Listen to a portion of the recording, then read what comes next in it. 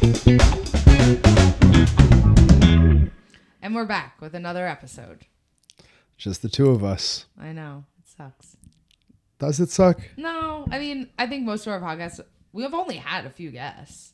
Yeah, it feels like more because Gregor's been on a lot. But Yeah. we've talked about that. Like, Gregor's not really like a guest. But This last sucks. week, I thought Corey was a really fun guest. Yeah. I like guests like that. But Yeah. it's hard because you don't want to like just get fluff and like fillers. Yeah, I mean, we You could want like exciting, cool people. yeah, we could get like, Your I could friends. DM like every fighter and just kind of get them on, but kind of want it to be a little bit more something that we're into. Yeah, you want to look forward to it. But, Right. we'll have a guest in a couple weeks. But for this week, we'll have to carry the torch yourself. Yep, just us. Thanksgiving week. You amped for Thanksgiving? Yeah. I mean, I'm like today officially started fight camp, 8 weeks out. But so it's kind of like, well, I'm in first week of camp, but then it's like Thanksgiving's in the middle of it. We were just like away visiting family last weekend, so it's kind of weird. But yeah, I mean, Thanksgiving's cool. How do you feel about Friendsgiving? I don't really mind it. I think it's fine. It's cool. Nice. I like the whole idea of anyone just getting together and like eating all day. I think that's cool. But I think that the menu of Thanksgiving really needs to change. Like people pretend to like turkey and stuffing and Yams. that type of stuff. But if that was like actually good, there'd be restaurants that served like a Thanksgiving menu. Like throughout the year. Like if there was only one time a year you ate pizza or steak or tacos, I mean, that would suck, right? You'd really miss that food. But you don't miss eating like dried out shitty turkey, right? Gravy. You've always, since I've met you, like Thanksgiving, like, and you're right. I just, no one ever talks about it or has that. I think it's something that everyone fantasizes about so much that you think that you like it more than you do. Yeah, I think that's what it is. But I feel like everything's like changing so rapidly that they need to like make the menu a little different for Thanksgiving, I think. Yeah.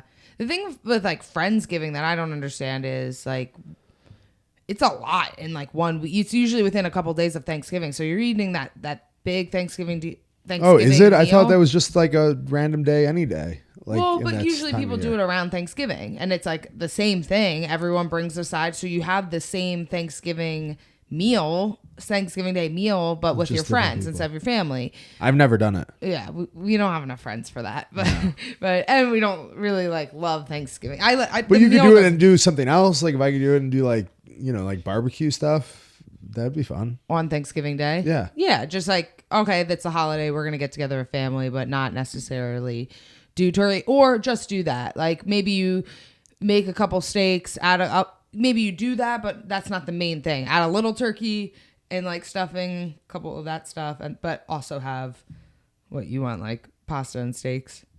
That'd be fine. Yeah, I like that. Prefer that. You'd be okay with that. Yeah, of course. You don't mind like the pie though. Even that. Yeah. I don't really love that. You're over it. Yeah, I don't like any of that. I don't like any Thanksgiving food. You'd rather a nice it's always I don't like looking at a muddled plate either. Like all that, like when people like put all that stuff on it, like a turkey and the stuffing and then that cranberry brownish gravy, like a big muddled plate. Like the composition of it doesn't look. I like a clean looking plate. Yeah, like when all of it touches each other. Like I like to take that like a cloth and like wipe the plate before I serve it to someone. Thanksgiving is just like slop.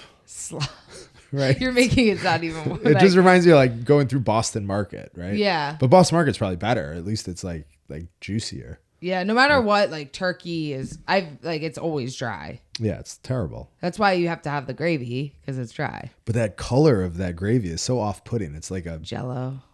Yeah, and the color though, it's more like a brownish gray. I don't like brownish gray foods. I want something vibrant. Give me a chimichurri, a salsa verde. Right or wrong? I mean, yeah, you're right, but it doesn't. Vibrant colors, life, yeah, freshness, acid. Something with a little. You're pop. a big acid guy. Something with a little pop to it. Yeah, I mean, it makes sense. It doesn't bother me as much, but people get so sick after, and I'm like, well, that's why. Yeah, it's gross. Yeah. Yeah, but I mean, we'll do it, but it's gross. Yeah, no, I get it. But Friendsgiving always like, I think it's so weird when like friends post it. I'm like, well, if it's just a bunch of friends coming, Your friends posted. Why don't you ever get invited? well, I don't know if I don't know.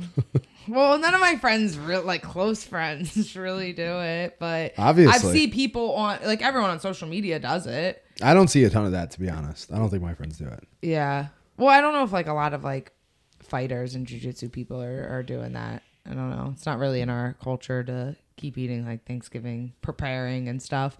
But it's just crazy to me that many people have like that many friends that want to get together and eat 2 Thanksgiving dinners. I always thought it was crazy, like people that had yeah, 2's way too many. People that were like growing up, kids that their parents were divorced and they had to like eat 2 dinners in one day. 2 Thanksgiving dinners. That's rough. Yeah, I don't want to even eat one. Yeah. But you do it. Yeah, I do it. It's not bad. It's about visiting family and stuff. Yeah, that stuff's cool. But you just want to throw a few steaks in there. Yeah, something like that. Something good. But some good fights this weekend. Couple. Yeah, there was a couple good fights. We didn't watch all of it, but I watched most of it. Yeah. Did we? Yeah, I watched almost. I mean, I feel fight. like I was there and it was on, but I wasn't really watching it. I realized that like because we were obviously with family, so it's kind of hard to watch fights with people that aren't super into fights because sometimes like you're trying to listen to the talking at the end, and I felt like, and then people are talking to you and you're like, wait, hold on, I want to listen to this, and then that sounds, if someone's not into it's all part of the show. Like you want to watch like the post-fight interview, but if there's like a bunch of people in the room that aren't fight people, they use that as the time to like to talk and stuff. And then you feel rude being like, wait, hold on, I want to listen to this, because then it sounds like you're not interested in what they're saying. But it's like, wait, no, because if I always want to hear the post-fight interviews, especially if it's like a controversial fight, or if it's any girl in my weight division, I'm always like, see if they call you out. Yeah, no one's ever, I've always kind of like listen when I'm watching fights. I'm like, ooh, are they going to call me out? Especially if it's like the top 10. And well, this was a good opportunity. I mean, Talia Santos had a really impressive win over Joanne Calderwood. Yeah. But she didn't call you out. But I wonder what'll happen with her next. I mean, I don't know who. I think Grasso. I don't know. Maybe Santos will fight the winner of me and Jennifer Maya. Perhaps if they want to like or fast maybe, track her, like thinking, oh, she'll beat you guys, then go to a title fight. Or maybe Lauren Murphy. But I was thinking they would take a little slower approach with her and she would fight Andrea Lee next. Oh, yeah, who just that makes is sense. coming off a good win. Yeah. An impressive finish. I could see those two fighting because I can't imagine like they want to, like, I mean, I think you'll smash her. So I can't imagine that they would, be like, all right, now you have Caitlin, then a title fight. They don't want you to kill her off.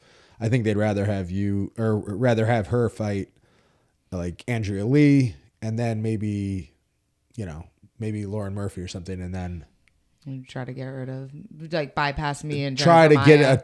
get try to not have to fight you or Jennifer Maya. Yeah, because I think me and Jennifer Maya are probably that's probably the same type of fight for her. Yeah, but she definitely has power. She looked good. I thought Joanne Calderwood was fighting good. I thought she was like kind of winning the exchanges, but then when a girl has power, it just changes things. But Joanne got finished by Jennifer Maya too, even faster. Yeah. So she's been finished, a couple First fights round. now. Yeah. But I saw like she a lot. ate a big punch. She just got so she just got married. That's why her like name changed from Calderwood to Wood. Her now husband his last name's Wood. But I saw a lot of people like bashing her on social media because she got married like, I don't know, maybe like 3 weeks. It was like around Halloween, so it was maybe like 3 weeks before the fight, and they were all saying like, oh, she was distracted because of her wedding and that's why she lost. And I just think it's funny how like, I mean, she probably planned the wedding like before the fight was set. Yeah. So what are you going to not have your wedding because it's 3 weeks before? Yeah. I mean, yeah, it's crazy. If the wedding's set, Yeah. I mean, I guess she could have just said, oh, I don't want to take the fight. I want to wait till after. she could have done that. I mean, that happened for me when they offered me Valentina the first time. It was on the same weekend of our wedding. Same weekend. That was like a conflict though. You couldn't have done it. But if it was 3 weeks before, maybe you would have. Or Yeah. I mean, I don't hold that against her. I don't think that's why she lost. And who knows? Like, I don't know. People are like, oh, like people that aren't fighters kind of like romanticize, or not just that they're not fighters. A lot of people like romanticize like weddings so much and make it like such a big deal. Like it's like their whole entire life. But I think, I don't know, for me personally as a fighter, like preparing and having like a fight camp and a fight. So like I have those like big, huge moments, you know, every few months. So like a wedding, I'm just like, oh, I just got to fit this in. Not that I loved it. It was amazing. But having that prep to build up to a moment of a big day, sometimes it wasn't that taxing for you. No, not at all. But also I'm like a little bit different. Like I see some people, I remember when we got married, people were like, are you stressed? I'm like, for what? No. Like I'm usually preparing to like fight someone. That's a lot more stressful than preparing for a party.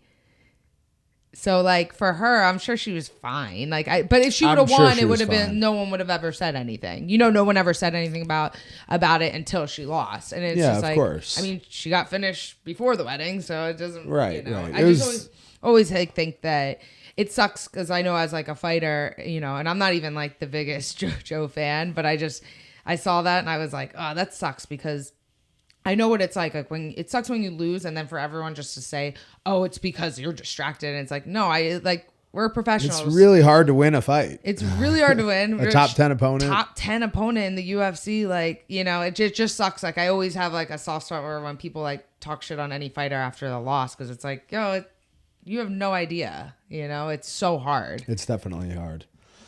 But I saw a lot of people too were like talking shit to Cynthia Calvillo because she got finished the week before, and you know, she posted like some of her DMs. It was like some guy saying like, oh, you should quit and blah blah blah, and like saying really mean stuff, like threatening or telling her she should like go kill herself and stuff. And it's like, damn, like, and it's always those grown men, like, you know, saying stuff, and it's just like, it's so easy to say that, but it's like you're going in and fighting someone in front of everyone in the world. Like, it's just so crazy when people are just like, oh, you suck, you should retire, you should quit. It's like, I don't know, I just like get super like, because I've been on that end of it, and it's just like, it's so crazy to me that like even people that train a little bit, I think don't do that because they just have so much respect for people. Yeah, they have a scope. Mm-hmm. People are doing that have no scope. No. They have nothing. They just watch it on TV and that's their complete understanding of it. Yeah. So they have nothing to gauge like how difficult it is or how, you know, how much people put into it. So it really is nonsense to even acknowledge those people. Right. Yeah. But what about the other fights? What was Sabatini versus? Yeah, I liked his fight. There's another Philly guy. I like to keep tabs on the Philly guys, mm-hmm. But I think he trains with Sean Brady, but he had an impressive win. He won. Now he's 3-0 in the UFC, but he's like super grappling heavy, a lot of attacks, like a lot of takedowns, and he was really good on the back. But he was impressive. I think it's cool though. Like there's two guys on that card from Philadelphia, and there's like the Dawkins brothers, and there's quite a few guys now from Philadelphia, and they never used to have that. And now it seems like it's like, you know, like kind of like really growing in that area, like of good MMA fighters. But it's funny how that goes. Like Long Island was like that for a while. Like there was so many guys in the UFC from Long Island. Now I feel like that's kind of slowed down. There's still, you know, there's still a handful. It goes in waves. But it goes in waves. Like once guys start coming from an area, like their workout partners and they come right up with them. And then a few people move there to train with them. And then all of a sudden they have like a big crew. Like for a while, like, I mean, I train in Jersey and there's definitely still a lot of people, but a couple of years ago, it was like our insane. Little camp. It had like so many people there. And then just like, you know, it goes through phases, like one or two people maybe like retire, two people move, one person gets injured, and then all of a sudden it's a little bit smaller. But it's funny because like Philadelphia is like, the fight community in Philadelphia has always been so strong and so like on like a regional level though. Yes. Like they always had like tons of, they really, really promote and like are stand behind their like regional level fighters. But historically they never had guys like come through. Like Eddie Alvarez did. Yeah. And, Paul Felder. Yeah. Paul Felder, but he kind of like left Philadelphia. Yeah. You're right. Yeah. Yeah, I mean, he is a Philly guy, but he didn't really train in Philadelphia, I don't think. But not a lot of those guys came through. But now there's a handful of guys, like elite UFC guys. And, you know, it's kind of cool to see. These two guys on this card in particular. But you could tell they like train together. They're like a grappling heavy approach. It's good. I like to see people come up together. Yeah. I saw like then after Sean Brady's fight, he kind of shouted out like, "Oh, Wells Fargo Center, do all this." They could get a lot of fighters because like, a lot of like the Jersey people were like South Jersey right there. There's a lot of people that they could get on that fight. That would be amazing. I would love to fight on that card. I grew up like, 30 minutes outside of Philadelphia. Like, and I remember going to fights at Wells Fargo, like before I even had any MMA fights. And I was like, oh my God, it would be so cool to fight here. I don't really like have any place that I've moved around. So, I mean, I grew up in Pennsylvania, then college, Jersey, and I live in Long Island. So I kind of moved all over, but, and obviously like I grew up in Quakertown, Pennsylvania. So there's not like, it's so small, like not so small there, but it's not like that's like a suburb of Philadelphia. Yeah, it's like not a city, suburb. so you know what I mean. Philadelphia would be like kind of the closest thing. It would be really cool, and I think there's so many people from that area that I kind of like started out my career with, like Sean Brady too. Like at the CFFC, our region, we fought in the regional promotions together, and seeing like everyone kind of come up together, and now it being in the UFC, it's really cool.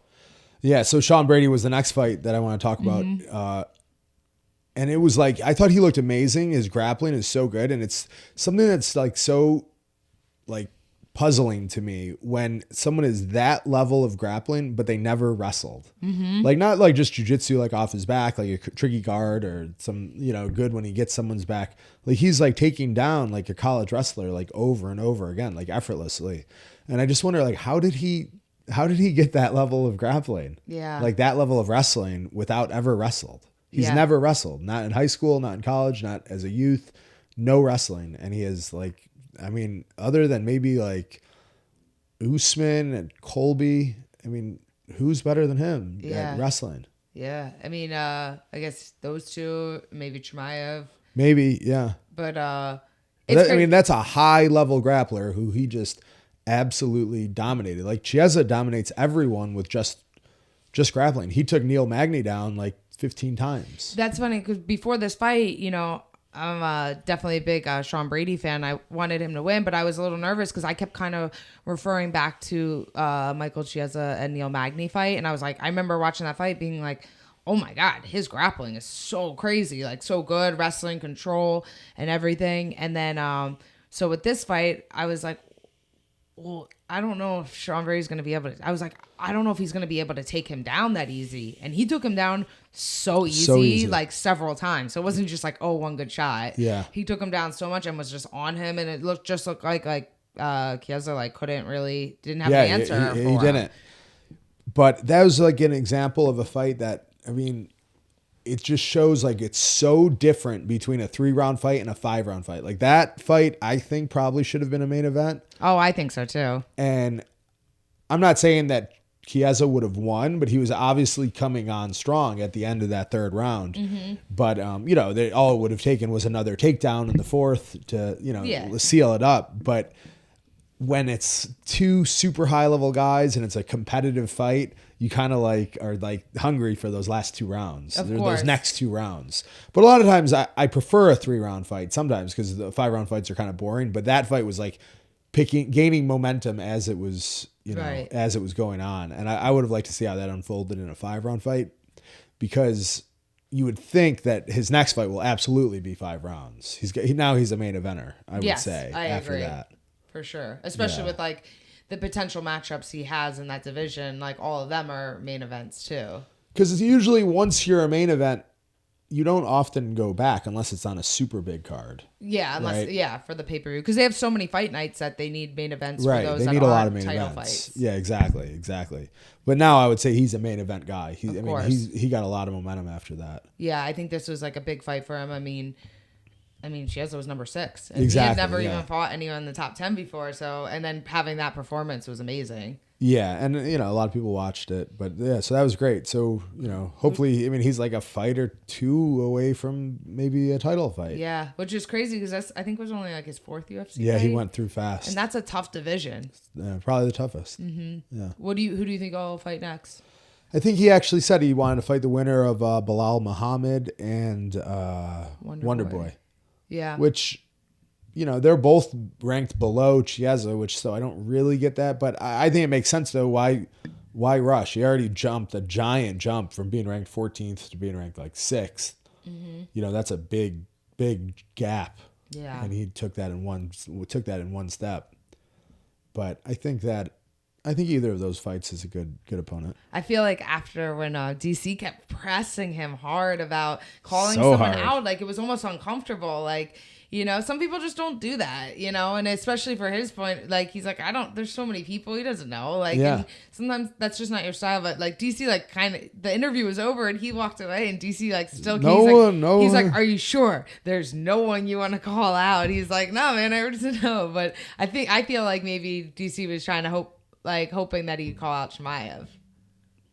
Yeah, I could see that. Yeah. That fight would be good. Yeah, it would. Definitely. I would love to see that fight. That's the kind of what I want. And then when he said like Wonder Boy Muhammad, I was like, no, I want to see Chimaev. Yeah. But maybe he's thinking like, oh, that'll be a title fight. You know? But who knows? But then the girls. Caitlin Vieira, Miesha Tate. It seemed like people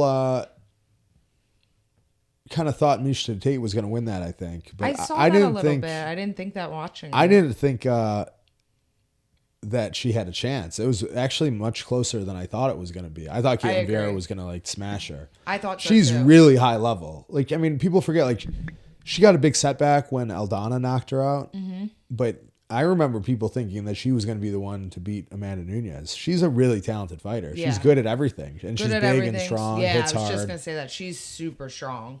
Yeah, so that's like a really tough matchup for someone who's like kind of from like a different era.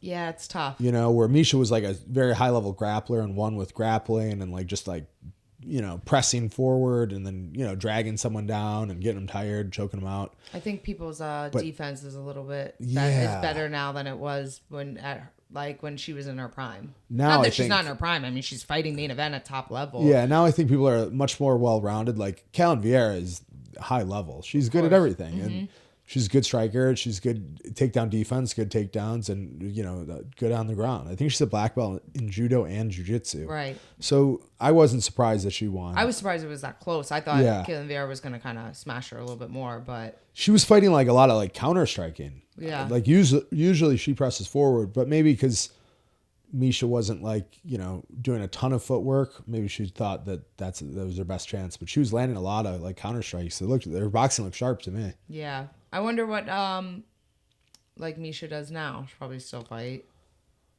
I don't know. Yeah, seems probably. Like she will, but yeah. I don't know. It's kind of weird. I feel like I should try to fight her next.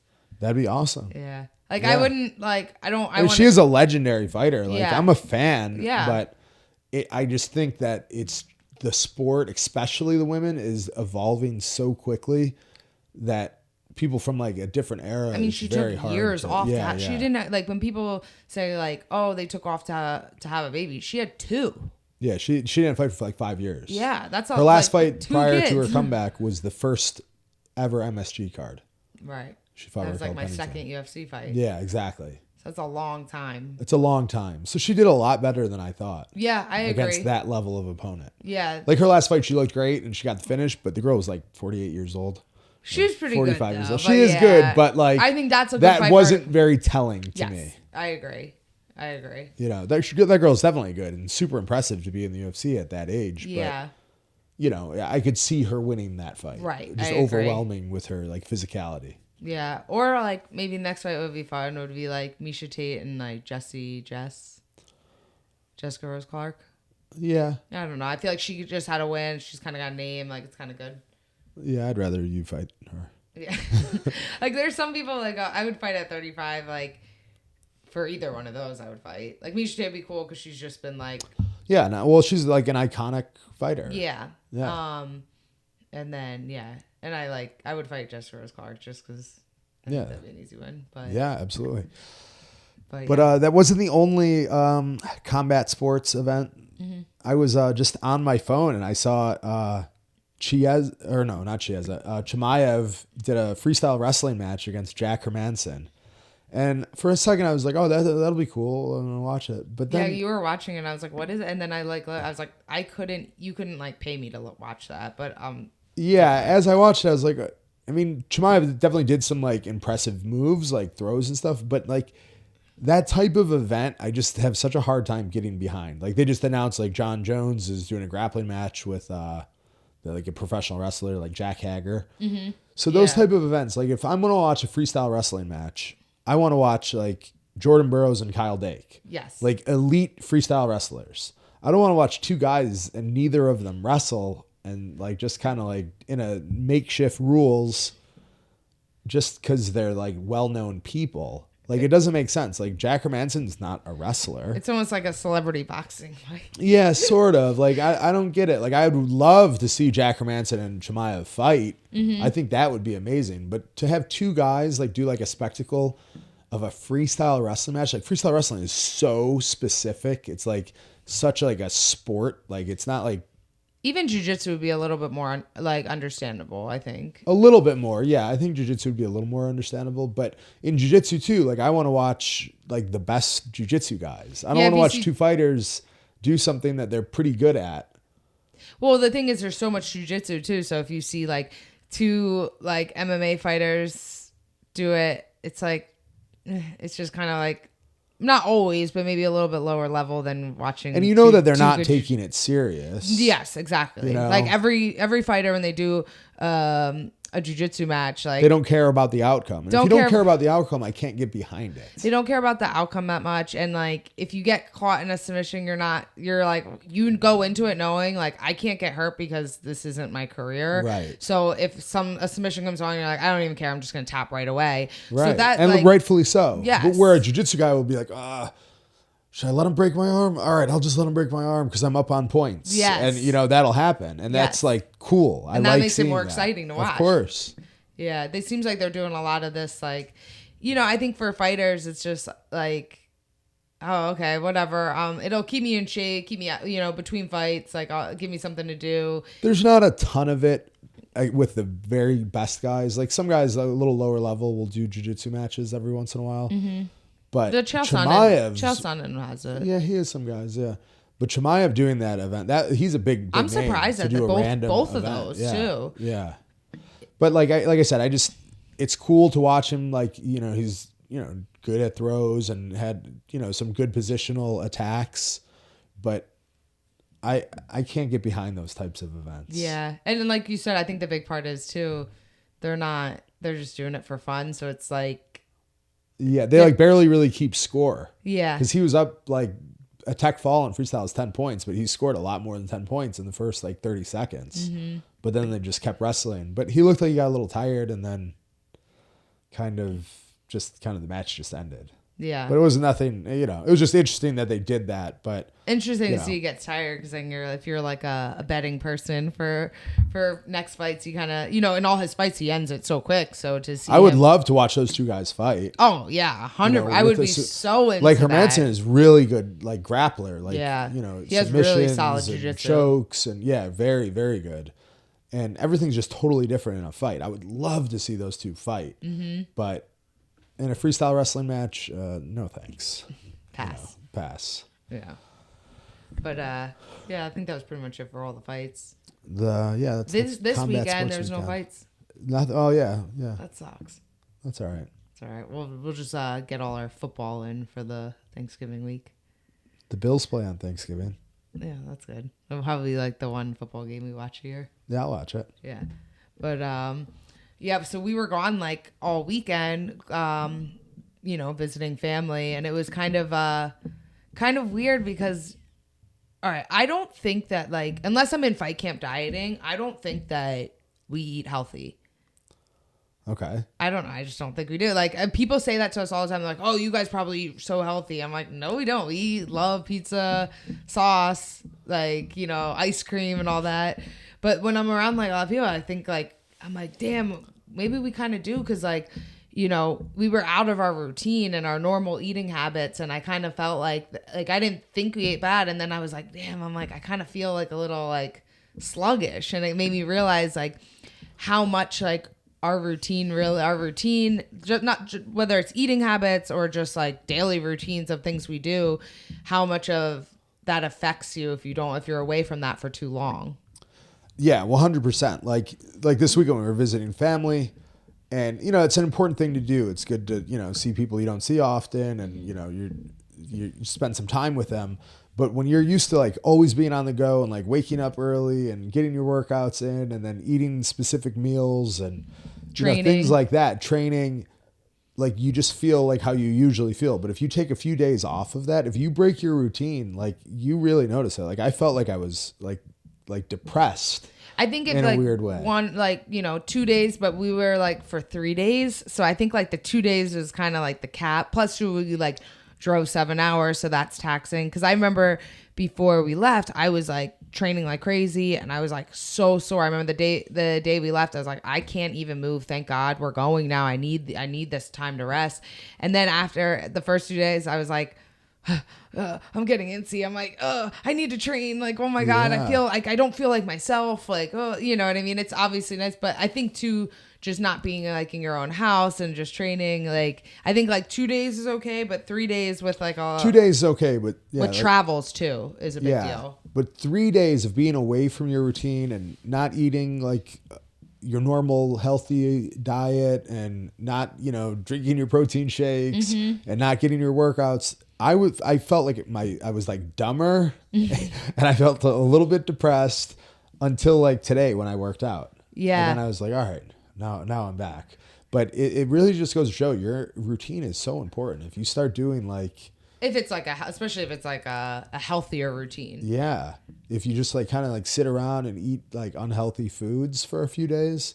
For me, like I feel it more like in my mind. Like right. I get like depressed. Almost like a little brain fog. Yeah. I think too, if you are like, if you're eating really clean, you can kind of get away without working out, or vice versa. If you're eating like shit, but you're like working out a little bit, at least that breaks it up.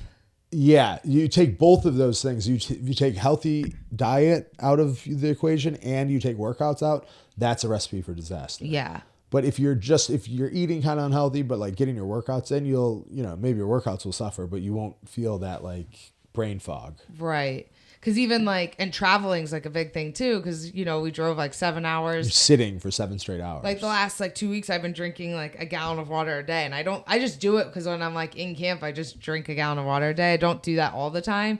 So I got in the habit the last 2 weeks of doing it. Now the day we travel, we're driving for 7 hours. So I would drink like no water. And I was like, oh my God. Yeah. Now I got used to drinking water like that. And it's crazy. I don't think it does anything when I do it. But then when I was like, we're driving, I can't drink anything because I'll be like having to pee every 2 seconds and not doing that. Then the next day I woke up, I'm like, wait, why do I feel it? I'm like, oh my God, I only drank like 1 bottle of water yesterday. I was like, I need to drink water. This is crazy. But some people like don't even drink water. That's insane. Like a lot of people like just go their whole life and they don't really even drink water. Because I do that like. That's got to be like step 1. You got to be hydrated. You got to drink your water. Yeah. I think after like the month after I fight, I kind of get to that point because I'm like, I like binge. Just drink like a Diet Coke. I drink like a Coke Zero and like 5 coffees and like a Moscow Mule. And then I'm like, I didn't drink any water. I was like, that's wild. Because I was going from drinking a gallon a day. And then like after like 2 weeks of doing that, I'm like, oh my God, I haven't drank any. Yeah, that's why it would be almost like, I don't know what a life coach does, but like if someone was like struggling, you could just so easily be like, all right, what are you eating? When are you working out? When are you waking up? Mm-hmm. And if you just change like a couple of those things, that alone will like drastically change your life. Right. Like I said, like it doesn't have to be like, we don't eat. I was eating healthy. See, I knew my fight was like, I usually do my diet like 8 weeks out, but it was 10 weeks out. I started doing my diet because I was like, all right, we're going to visit family. There's a couple holidays coming on. I just kind of wanted to get a head start on it. And yeah, it's crazy. It's funny because I was like, when we were gone, I was like, all right, don't worry about it. Like, this is why I started early. I actually lost 3 pounds this weekend. Yeah. I was like, wait. Probably dehydrated. I'm probably dehydrated. Yeah, right. It's just water. Yeah, today I drank a gallon. I'm probably going to gain 5 today. Yeah. But yeah, just getting back to I'm just so used. And we're like go, go, go all the time. So I like to be like overwhelmed. I like to be like, if I'm sitting around and doing nothing all day, like that's not a relaxing day for me. I like to be like overwhelmed with things to do. yeah, and then when the day, I like being overwhelmed and complaining and being like, "Ugh, I wish I could just sit around today." And then when I have the day where I can sit around, I'm like, oh my God, I'm so bored. Yeah, I hate being bored. I like to be overwhelmed with things to do. Right. But yeah, either way, it's good to see family, but you really value your routine when you get away from it for a few days. And like being at home too, like as soon as we came home, I'm like, I love her. I have our stuff. Like I can get this, you know what I mean? Like, yeah, you just like appreciate your, like you said, your routine and your things that you don't think is a big deal and you take for granted every day. And then, when it's not there, you're like, wait, I want my stuff. Of course. Yeah. We got any fan questions? Fan, listener? Yes. Subscriber questions? Okay. So the first one is, they asked about eating disorder in athletes. So I don't know why I shouldn't assume this, but I always like assume like with eating disorders, I always kind of put it more towards girls. Yeah. And something that's like super like popular now, I think, is like, the fitness is so popular now. Like before it was like the only people that were super into it were like bodybuilders, but now like it's like with social media, every girl's into it. And I definitely think like it's something that I see it's become a little bit like maybe not eating disorder, just automatically you think of like anorexic, like super bulimia, like super bad like that. But sometimes I think like what I see is like the health stuff has become like I don't know if you even know it about this because it's more for girl things, has become sort of like an obsession where I think that almost that can become like an eating disorder where they're like obsessed with like counting macros and not eating this. And like you see all these like girls that are like counting their macros, but eating like super unhealthy things just because it's like low calorie. Like you see a lot of like processed like diet foods and all that. And they're like, well, this is the amount of calories I can have. And then they get obsessed with it. They count their calories before they go out to dinner and all that. And it's like, it's meant to be good, like to make smarter decisions. But sometimes that becomes like, I think that's kind of like the new obsession where you really don't see,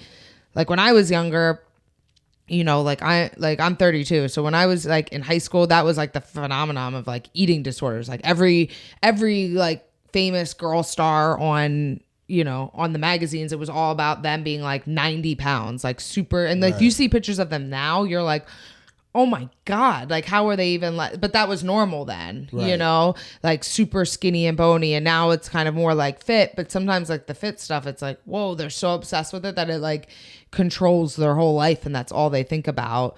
So it's kind of weird. I do think that like it's a different type of eating disorder now, but I guess maybe it's healthier than not. But those aren't really like athletes. I think they said sports, right? Yeah, but I don't think there's too many eating disorders in like elite level sports because it's yeah, because you have to actually perform. The only thing I do think is, and I've like talked to other girls fighters about this with cutting weight. Obviously in MMA, we cut a lot of weight. Like it's totally normal for girls to cut like 15 to 20 pounds or be 15 to 20 pounds heavier than the weight they fight at. And I do think that sometimes like fighters, and I know like sometimes I do too, struggle with when you're going so hard and so strict for 8 weeks. So when you're that last like month or the week of your fight, you're like ripped and you have abs like all the time, but it's so it's not sustainable the way we cut weight, especially like the last week of fight week, like abs shredded, you look good and you start to feel good, like, and you feel like so good. And then in like 1 week you gain like 15 pounds and you're like, oh my God, I'm fat. But really you're normal. It's just that's when you're like, you kind of get used to yourself being dehydrated. So then when you gain the weight back, you kind of feel like, I mean, not everyone their weight doesn't go up and down 20 pounds like 4 times a year. Yeah, right. Yeah. So going up and down, it starts to, I know for me, sometimes when my weight goes up, I'm like, oh my God, I feel so big, but really I'm normal. It's just that before I like dehydrated 10 pounds of water. So that's not real. But when you're in fight week, everyone's like, wow, you look so good. You look so strong. You look ripped. And meanwhile, you're like, I eat like an ounce of salmon today. This isn't normal. But like Right. everyone kind of says like, oh, you look good, you look strong because you're like muscular.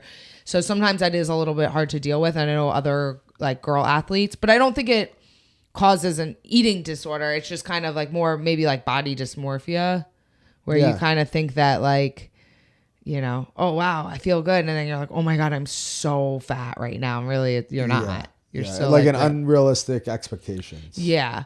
And it's hard too, because the first thing like, and it's not sustainable. And like people always see for girl fighters, like they always see you, you know, you're fighting and like you're in camp and you're posting all this stuff on social media, and then like in the fight when you're like the best shape of your peak of your life, and like you're like, you know, throwing punches, you look ripped, and then when they see you, the first thing everyone says, wow, you're a lot bigger than I thought. It's like, yeah, sorry, I'm not dehydrated today, but that's funny. But yeah, so I think sometimes that's like for girls is a little, and I've heard like other like girl wrestlers, they, you know, with cutting weight, it gets hard because you get used to being down there, but that's not where you're supposed to be all the time. So I don't know about eating disorders, but definitely like some maybe like struggles type of thing. Yeah, I get that. It's too hard to have an eating disorder and actually like I think a real eating disorder, I don't think you could compete at a high level. So or I don't train. think too many people have like eating disorders. Yeah. That in our sports. Yeah, I think like anything like a real eating disorder, like anorexic or bulimic. You can't be anorexic and fight in the UFC. No, but like anything, I think that for girls that are athletes, whether it's not fighting, it's just you're in the spotlight, people criticize you and talk about it, and I feel like but that could be a social media or being an athlete like that. But yeah, you need the strength to actually train. I think so. So it's pretty tough. But on a more lighter note, okay, someone asked, face tattoos, is it a deal breaker? Would you or have you ever dated anyone that had them? Have you? No, I haven't. But actually, it's so weird to say that because you laugh right away like, oh my God, a face tattoo. But like lots of people have them, like guys and girls, and it doesn't like look bad. Like, I mean, there's like a lot of people that have them. Not a lot, but what did that person say? A deal breaker? Is it a deal breaker if someone has a face tattoo? It is certainly not a deal breaker. Like, what? Are you kidding me? I feel like, are people still even saying like things about tattoos? Yeah, like I almost think that's like a weird question to even ask. Like, I mean, who cares? Yeah. When I was, I graduated college like 2011 or 2012. I remember like I went to school for business, and I remember in our business classes, like them talking to us about how like you won't get hired for jobs if you have like crazy visible tattoos. So to get them, like that wasn't that long ago. I mean, I guess it was, but the person might just not be your type. Yeah. But that would be based on like other things, right? Like if a girl had like some little like face tattoo, you know, maybe it'd be cute, maybe you'd like it, but I definitely don't. I mean, who cares? Yeah, I don't know. I'm not really like, I feel like that's like a question like from years ago. Right. Tattoos are something that's like when Mike Tyson was the only person with one. Right. And that was a while. Now it's like everyone always like was like, that's so his is now just like basic. Yeah, his was like, that was so insane that he got that. Now it's like so many people have it. Yeah. It's not a big deal. Yeah, I don't know. You have the like I have like one little tattoo on my ankle, and like I'm always like, ugh, I hate it. But it's like so stupid that it's like, I don't even care. But the only thing is like, I'm literally barefoot every day. So you see it all the time. Yeah. But I'm like, I don't care. It's just like. I have like a ridiculous tattoo that I got when I was like 15 years old on my back.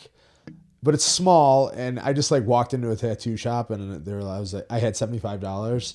And I was like, oh, anything in this book we could do, $75. And I got like a bulldog's head, and obviously it's on my back, and it's so stupid. It's like the worst, stupidest tattoo with meaningless tattoo.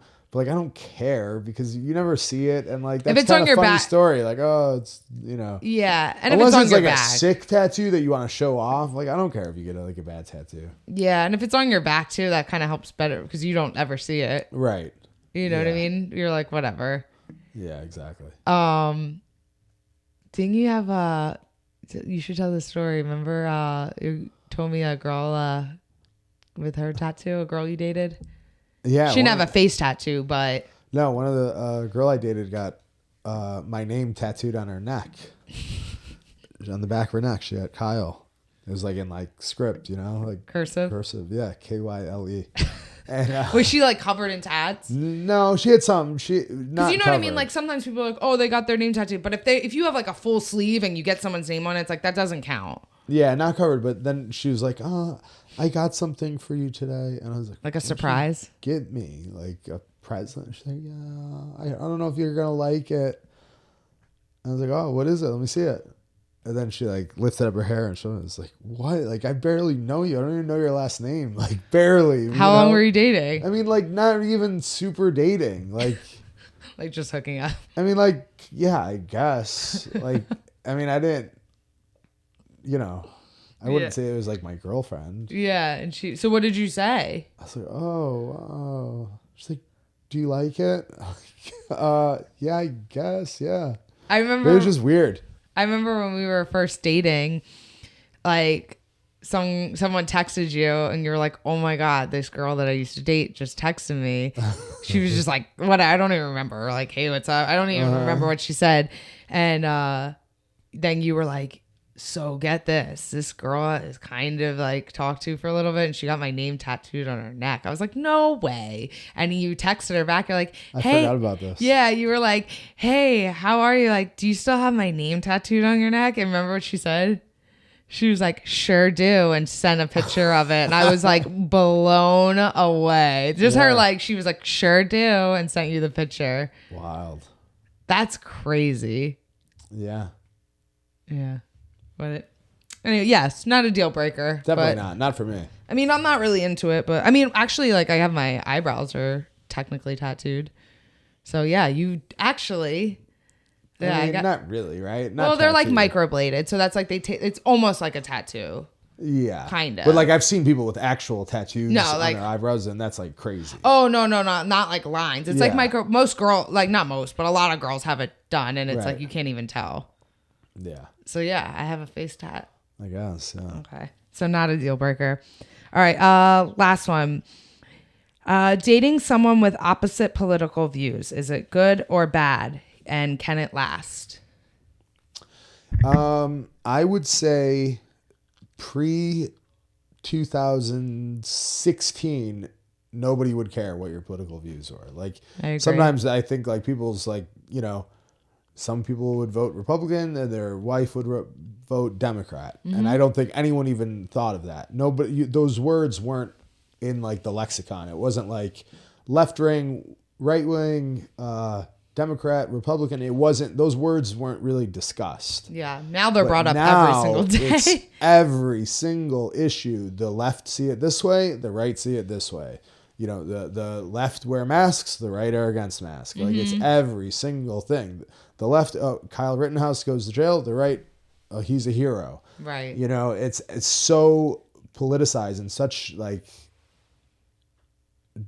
separate between the two that now I don't think that's sustainable. Right. Because you guys would just butt heads constantly. Even if you weren't that political, I think that you need to be on the same page with that because there's just so many issues and it's so like in your face that I think that if you guys had opposing political beliefs, I think it would be an issue. Because opposing means you have a political belief.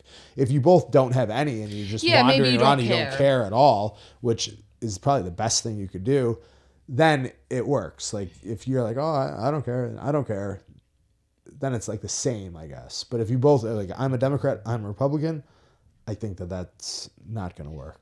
Yeah, like I said before, it wasn't that big of a deal. You didn't even know about it, talk about it, or anything. Like you wouldn't even know what people were. No, Of course. Now it's like you know what I mean. It's weird because I would always say like, oh, it shouldn't matter. You shouldn't even talk about it. But it's really hard to because even if you don't want to talk about it, then you always fear that the other person is judging you for if it's different. Yeah. Like I have friends that I know we definitely think complete opposites.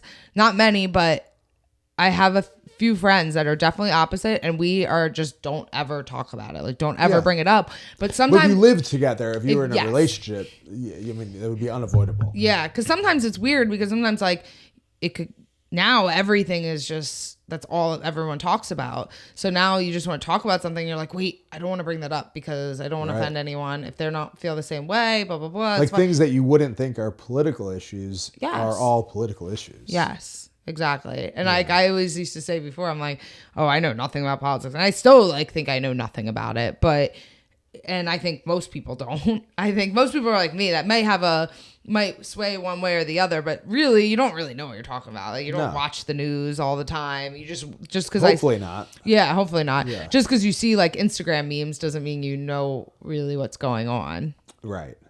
But yeah, I think it would be super hard. It's hard for people to be like friends now with people. Just friends. Yeah. Yeah, very hard. Unfortunately, it shouldn't be like that. And I always thought like, you know, like that's crazy. You should never let like politics come in between your friends. But the reality is unfortunately now it's so like highlighted in everything, whether it's social media, conversations, family, or anything. Like it just is brought up so much that it unfortunately it like probably over the last like 2 years it probably like broke up a lot of relationships, not just boyfriend, girlfriend, but like friendships, family. Absolutely. You know, that's all you see like now with like Thanksgiving or Christmas coming up. All you see is like memes of like, you know, going to the family, like family like gatherings and not trying not to talk about politics. But like that's like never really came up before. It's so crazy. It's like, what did people talk about before? Yeah, but now it's just in your face 24 hours. So yeah, I wouldn't recommend it. I would just look for someone with a face tattoo that you have more like common beliefs. Yeah, definitely. Yeah. Than no face tattoo and opposite beliefs. Yeah. Face tattoo is better than opposite. Face tattoo doesn't matter. Opposing political beliefs, that matters. Exactly. These are the important relationship facts. But yeah, so have a nice Thanksgiving.